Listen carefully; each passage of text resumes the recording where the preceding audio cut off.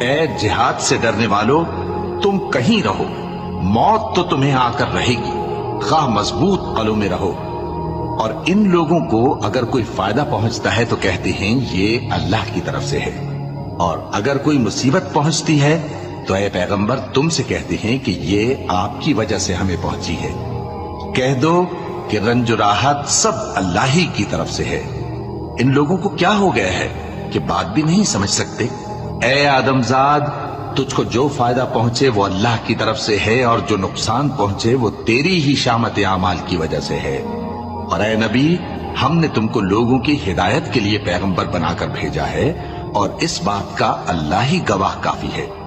جو شخص رسول کی فرما برداری کرتا ہے تو بے شک اس نے اللہ کی فرما برداری کی، اور جو نافرمانی کرے تو اے پیغمبر تمہیں ہم نے ان کا نگہبان بنا کر نہیں بھیجا، اور یہ لوگ منہ سے